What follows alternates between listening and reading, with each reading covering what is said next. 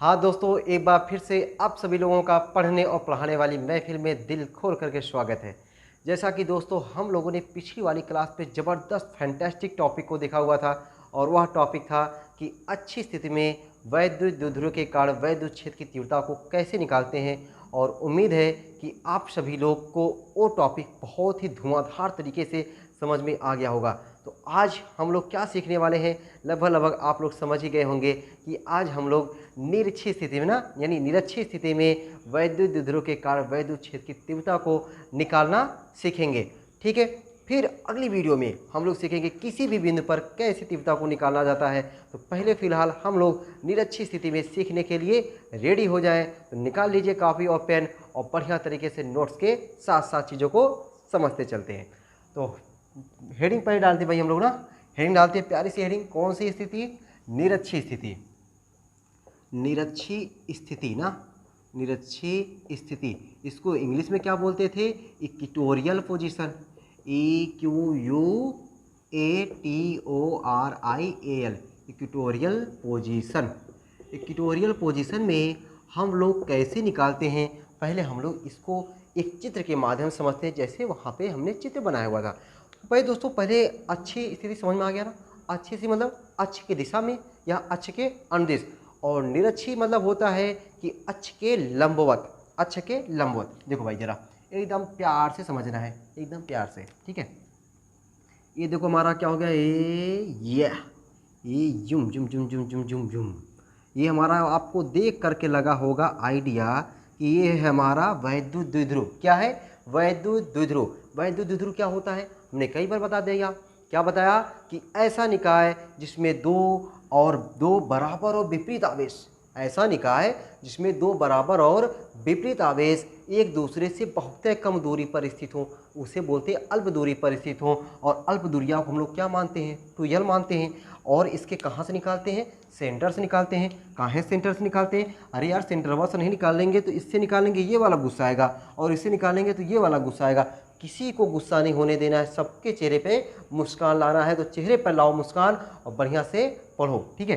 तो देखो लो ले लिया हम सेंटर। जब सेंटर ले लेंगे तो जो दूरिया थी 2l वह हो जाएगी यल में, वह दूरिया हो जाएगी यल में हो गई डिस्टेंस। कहाँ पे निकालना है इसकी? निरक्षीय स्थिति में, जो अक्ष के लंबवत होता है। लो देखो देखो देखो, यह हो गया निरक्षीय स्थिति, ठीक है। कितनी दूरी पर? r दूरी पर। r दूरी पर कोई बिंदु P है, उसी पर हमको क्या कर देना है? वैद्युत क्षेत्र की तीव्रता को निकाल देना है। अब हमने बताया है, क्या बताया है? कि अगर कोई प्लस आवेश है तो प्लस आवेश के कारण बेचारी तीव्रता दूर चली जाती है, रूठ जाती है। लेकिन माइनस के कारण बड़े पास चली जाती है। माइनस के कारण पास चली जाती है, लेकिन प्लस के कारण दूर चली जाती है। कौन? तीव्रता, ठीक है। हमको क्या चाहिए? तीव्रता चाहिए, ठीक है। तो प्लस है तो प्लस के कारण क्या हो जाएगी? प्लस से दूर हो जाएगी। ये देखो देखो देखो, यह दूर हो गई ना, ये दूर हो गई, इसका नाम हमने दे दिया E1, ठीक है। और ये माइनस है तो माइनस के कारण क्या हो जाएगा? E2, और ये पास आ जाएगी, देखो यह पास आ गई, E2 हो गया।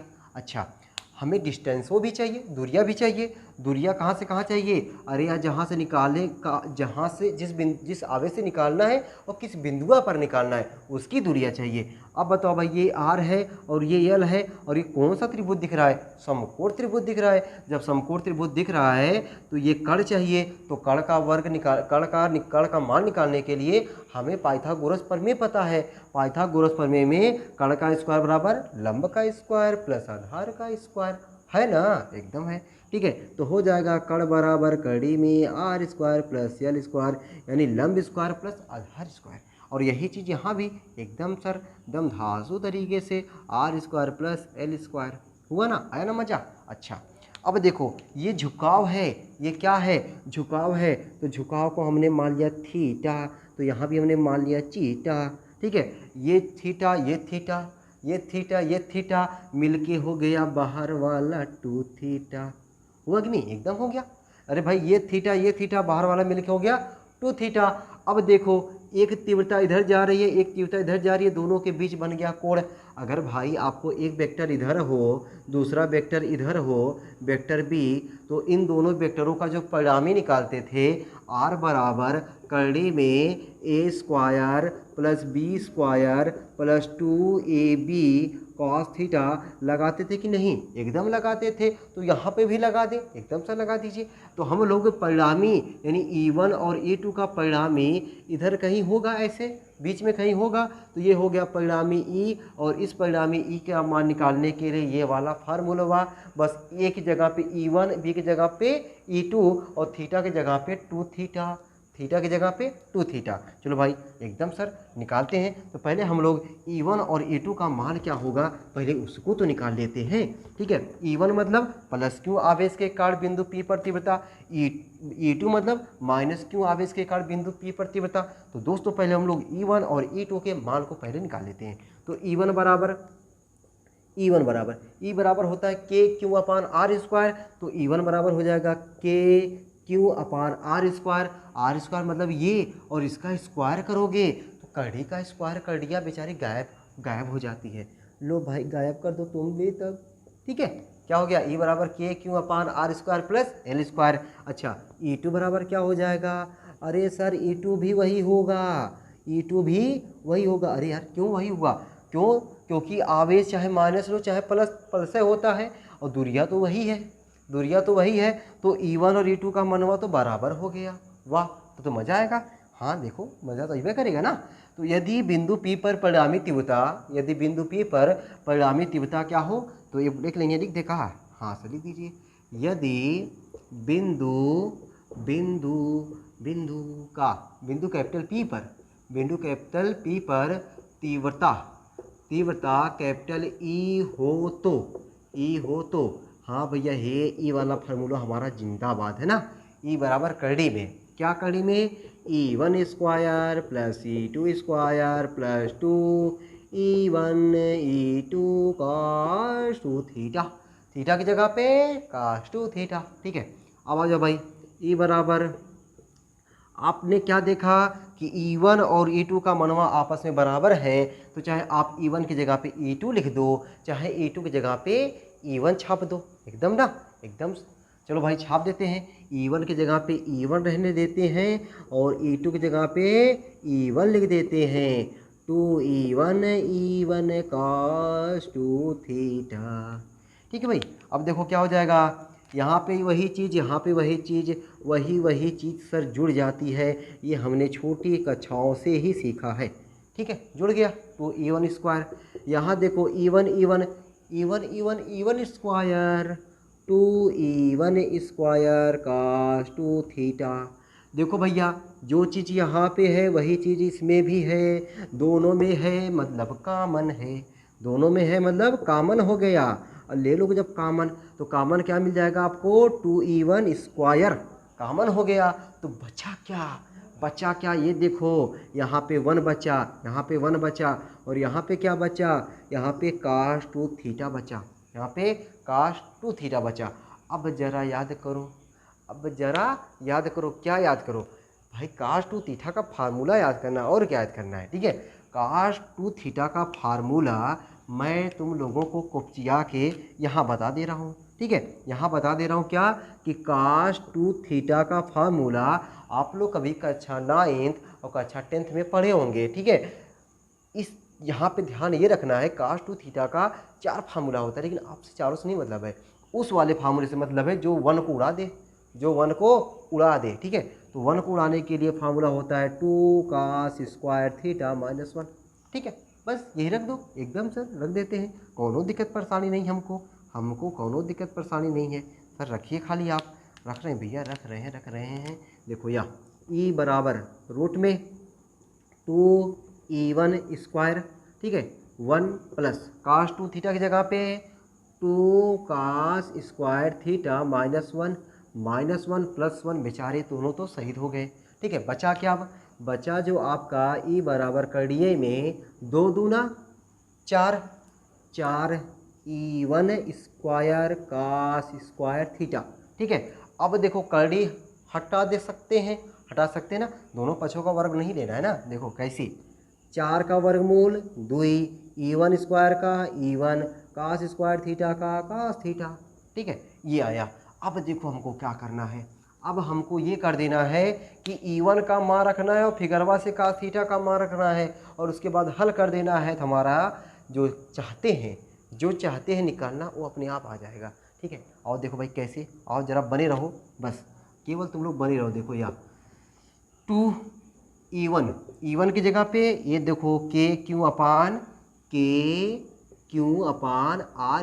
प्लस L² गुणे cos थीटा। cos बराबर क्या होता है, आधार बटे कड़। नहीं याद है कहीं कोपचिया के लिख लो। cos बराबर होता है आधार बटे कड़, साइन बराबर लंब बटे कड़, tan बराबर लंब बटे आधार। ठीक है, tan बराबर लंब बटे आधार। तो क्या चाहिए हमको, cos बराबर आधार बटे कड़, थीटा के सामने की भुजा लंब, ये वाला आधार, ये वाला कड़। cos बराबर आधार बटे कड़, आधार क्या हो जाएगा यल, आधार क्या हो जाएगा यल, और कड़ क्या हो जाएगा रूटवा में R² प्लस L²। तो अब E बराबर क्या मिला, देखो भाई ऊपर का गुणा करो 2L³ K और 2L³। अरे सर आप बार 2L³ सतवां काहे लिख देते हैं, अरे यार 2L³ P बराबर नहीं होता, तब वही ना। अच्छा R² प्लस L² की घात क्या है, 1 है। R² प्लस L² की घात 1 है और इसका कितना है, इसका आधा है, और 1 और आधा 1.5 मतलब 3/2। जान जाओ 1.5 मतलब होता है 3/2। ठीक है, 3/2 हो गया। E बराबर K। ठीक है, 2L³ मतलब P, 2L³ मतलब P बगल जब लिख दे रहे हैं कि 2L³ मतलब P, और P मतलब वैद्युत द्विध्रुव आघूर्ण, दोनों आवेशों के बीच की दूरी और आवेश के परिमाण का गुणनफल वैद्युत द्विध्रुव आघूर्ण। अच्छा ये देखो, अच्छा चलो अच्छा नहीं किए तो कर दे रहे हैं अब की कर दे रहे हैं। क्या कर दें कि यदि R is greater than L, R L से बड़ा हो तब क्या होता है, R² जो होता है ना L² से बहुत बड़ा हो जाता है। अगर R L से बड़ा हो तब R² L² से बहुत बड़ा हो जाता है। जब बहुत बड़ा हो जाता है तो L² को जाओ भाई तुम L² तेल लेने।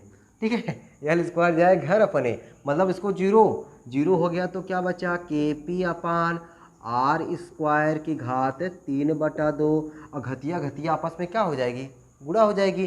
जब घतिया आपस में गुणा होगा तो दुई गए बचा 3। जब 3 बचा तो क्या हो गया, KP/R³। यही तलाश थी आपको, इसी की तलाश थी। ठीक है, इसको और अच्छे से लिखना चाहते हो तो लिख दो, कौन मना कर रहा है भाई आपको। 1/4πε0 P/R³, 1/4πε0 P/R³। लो भाई आपका आ गया ये निरक्षीय स्थिति में वैद्युत क्षेत्र की तीव्रता किसके कारण, किसी वैद्युत द्विध्रुव के कारण। ठीक है, तो ये रहा स्क्रीनशॉट वगैरह, जो लेना चाहते हो ले लो भाई, मैं साइड हो गया होगा। ठीक है, अब हम लोग थोड़ा सा इसके नोट पॉइंट को समझ लेते हैं। समझ लें, गुस्सा होगे तो नहीं ना। ठीक है, और भाई थोड़ा सा नोट पॉइंट को समझ लेते हैं। नोट पॉइंट कुछ खास नहीं है। ठीक है, चाहता तो मुँह से बोल देता, चाहो तो मुँह से नोट पॉइंट बोल दूं, लेकिन फिर भी नहीं, मैं लिखूंगा तो आप लोग भी इससे बहाने लिखोगे कहाँ, नोट्स कॉपी में। ठीक है, नहीं तो तुम लोग लिखोगे नहीं, बहुत बड़े इसके तय हो ना। चलो भाई नोट पॉइंट को ये देखो मैं कहाँ समझा दूँ तुम लोगों को, वही यहीं समझा देता हूँ ना। चलो भाई यहाँ पे समझा देते हैं हम लोग। ठीक है, नोट्स पॉइंट को क्या हम लोग नोट पॉइंट लिखने जा रहे हैं, ताकि इस पर कोई न्यूमेरिकल आएगा ना तब तुम लोग उसको वैसे ही उड़ा दोगे जैसे नोट पॉइंट को समझे हो, वैसे ही उड़ा दोगे। देखो भाई क्या आपने देखा कि E अच्छी स्थिति बोले तो ये चलो अच्छी लिख दे रहा हूँ ना, अच्छी स्थिति में क्या आया था, 1/4πε0 2P/R³ आया था, एकदम सर यही आया था। अच्छा यहाँ पे ये कौन सी स्थिति निकाले हैं, निरक्षीय स्थिति, और निरक्षीय स्थिति में क्या आया है, निरक्षीय स्थिति में सर सामने दिख रहा है, क्या दिख रहा है, 1/4πε0 P/R³। बोलो भाई दोनों में क्या निकल के आ रहा है, हमको सर ये निकल के आ रहा है कि जो E अच्छी है वह कहाँ E गया, E निरक्षी का 2 गुना है। यही तो है नोट पॉइंट यार। ठीक है, बस और कुछ नहीं था। ठीक है, मतलब अरे यार देखो जरा, E अच्छी यहाँ पे इतना हो गया 1/4π0 और ये अच्छी कितना है 1/4π0 मतलब इसमें 2 की कमी है, 2 का गुणा कर दोगे बराबर हो जाएगा। देखो 2 का गुणा कर दिए निरक्षी वाले में, इसके बराबर हो गया। ठीक है, बस सिंपल सी बात। तो दोस्तों आज की क्लास को रखते हैं बस यहीं तक। ठीक है, आज की क्लास को रखेंगे बस यहीं तक। हमने आज की क्लास में क्या देखा, सिर्फ और सिर्फ वैद्युत द्विध्रुव के कारण निरक्ष अवस्था में या निरक्षी स्थिति में वैद्युत क्षेत्र की तीव्रता। और उम्मीद है कि आपको ये चीज़ बहुत ही अच्छे तरीके से समझ में आ गया होगा। इसका एक और मेथड होता है निकालने के लिए, उस मेथड को मैंने नहीं बताया है। वह मेथड होता है कि आप E1 जो देख रहे हो ना, E1 के 2 कंपोनेंट निकालते हैं, इसके एक क्षैतिज घटक एक ऊर्ध्व घटक, इसी तरीके से E2 के एक क्षैतिज घटक एक ऊर्ध्व घटक। अगर आपको दोस्तों सीखने की ज़रूरत रहेगी कि सर नहीं हमें घटक वाला भी बता दीजिए, तो कमेंट बॉक्स में छाप देना, उसको भी मैं बता दूंगा। ठीक है, अगर लगेगा कि हमें घटक वाला भी सीखने की ज़रूरत है कि घटक के माध्यम से हम लोग तीव्रता को कैसे निकालेंगे, तो उसको आप लोग कमेंट बॉक्स में मेंशन कर देना, तो मैं उसको भी आपको बता दूंगा। लेकिन मेरे समझ से ये वाला आपको ज़्यादा आसान पड़ेगा। ठीक है, उसमें तमाम शब्द लिखना पड़ता है यार, और इसमें कैलकुलेशन है। अब कैलकुलेशन में क्या मज़ा है यार। ठीक है, तो कैलकुलेशन के माध्यम से हम जब चीज़ों को सीखते हैं ना, उसका ही मज़ा कुछ और ही होता है। तो मिलते हैं दोस्तों अगली क्लास में। चैनल अगर आपको वीडियो पसंद आ रही हो, ठीक है, लग रहा हो कि काम हमें आ रही है, अगर हम किसी और को भेजेंगे उसको भी ये चीज़ें मदद करेंगी, तो आप ज़रूर मदद करिए यार। ठीक है, कम से कम अपना फ़ायदा उठाइए और दूसरों की फ़ायदा उठाने दीजिए। तो मिलते हैं अगली क्लास में, तब तक के लिए सबको बाय बाय, टाटा।